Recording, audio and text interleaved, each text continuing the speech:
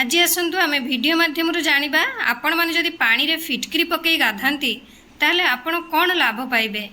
Good afternoon आपण समस्त मो तरफ नमस्कार। आशा करुँची आपण मैंने समस्ते भलरे थे मु भी भलरे अच्छी।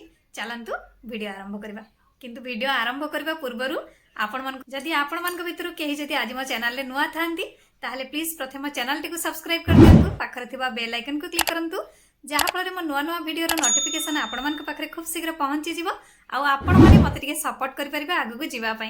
ताले चलंतु वीडियो आरंभ करबा। किंतु आपण माने समस्ते जानि छंती जे हमर फिटकिरी जल को शुद्ध करि थाए, ता सहित औषधीय गुण मध्य एथिरे थाए। आम चेहरा को चमकाइबा पई आमे विभिन्न प्रकार पद्धति अप्लाई करथाउ, किंतु हमर फुल बॉडी पई आमे एते केयर नै नथाउ। सेथि पई आपण माने जदि स्नान पानी रे फिटकिरी पकई गाधौचंदी ना आपण मन बॉडी रो कोनोसी केयर नबा पई पड़िबो नाही। कारण बहुत जण देखिथिबे गाधोइबा पानी रे नीम पत्र, गोलाप फूल, क्षीर किंबा अन्य किसी जिनस पकई से माने गाधोई थांती। सेमती आपण माने फिटकिरी को पानी रे पकई गाधोई पारबे। गाधेइले आपणकर जोटा कि फिटकिरी रे औषधीय गुण अछि ता सहित या आपणकर जल को शुद्ध करि थाए। ये आपणकर स्वास्थ्य पई बहुत उपकार। ताले चलंतु कौन उपकार ता विषय जानिबा। फास्ट रे तो फिटकिरी हेउची पोटासियम, एल्युमिनियम एवं सल्फेट रे तैयारी। ये आपणकर एंटीसेप्टिक, एंटी इन्फ्लेमेटरी गुण एथिरे मध्य मिली थाए। जदि आपण माने एही फिटकिरी पानी रे सबुदिन गाधौछंती तो आपण माने जदि आपणकर बयस देखथिबे कम एज रु अधिक बयस भलिया जणे जणे देखावंती, से जो वृद्धावस्थार लक्षण पूरा पूरी ह्रास होई जिवो। आउ जदि आपणकर फेस रे किछि व्रणर समस्या थिबो से भी आपणकर दूरेई जिवो।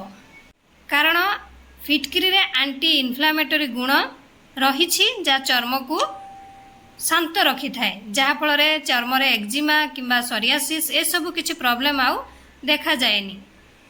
ता सहित फिटकिरी रे एंटीसेप्टिक गुण अछि जोटा कि छोट छोट कटि जाइतबा बा जेकोन स्क्रैच एवं क्षत ए सब को सफा करिवार से बहुत प्रभावशाली। ता सहित संक्रमण को रोकबार मध्य ये साहाय्य करिथाए एवं शीघ्र सुस्थ करिथाए जेकोसी क्षत जदि आपन देह रे कोठी किछि हेइछि। नेक्स्ट रे आपन शरीर दुर्गंध मध्य कमाई थाए। कारण ग्रीष्म ऋतु रे अनेक लोकंक शरीर रे झाळर गंध आसी थाए, जेउंति पई सेमान को बारंबार सेंट यूज करबा पई पड़ी थाए। जदि आपण माने एही पानी रे फिटकिरी पकई गाधांदी ता आपण मान को सेंट बारंबार यूज करबा पई पड़िबनी। कारण आमर फिटकिरी रे एंटीबैक्टेरियल गुण अछि जोटा कि शरीर दुर्गंध को जो सृष्टि करिथाए जीवाणु ताकू दूर करिबारे सहाय्य करिथाए एवं दीर्घ समय पर्यंत आपन को सतेज एवं दुर्गंध मुक्त रखिथाए। अनेक थर देखिथिबे छोट पिला हंतु बा बड़ माने गोड़े प्रबल जंत्रणा होइथाए, जहा फल रे चलिबा पई बा उठिबा बसिबा पई प्रॉब्लम हेइथाए। सेते बेले आपण माने जदी एही फिटकिरी पानी रे पादटी को डिप करके रखंती, उषुम पानी नेबे सेतिरे फिटकिरी डिप करिवे, तापरे आपण माने पाद रखी किछि समय छाड़िबे तो आपणकर से मांसपेशी को आराम देबारे ये साहाय्य करिथाए। आ ता सहित जंत्रणा, थकापण ए सब किछि दूर होइथाए। ताहले चलंतु एबे आमे जानिबा केमती कोन फिटकिरी को पानी रे पकई गाधेई परिबा। सेथि पई आपण माने पानी रे फिटकिरी पाउडर मिसई पारिबे गोटे चामच, नहेले जदि आपणकर पीस आकार रे अछि तो छोट पीस को गोटे सेही पानी रे बुड़ेई किछि समय छाड़ी दियंतु। तापरे जोटे 20 रु 30 मिनिट छाड़ी देले सबठारु बेटर। छाड़ी दियंतु, तापरे आपणकर से फिटकिरी को बाहर कर दियंतु, तापरे से पानी रे गाधांतु।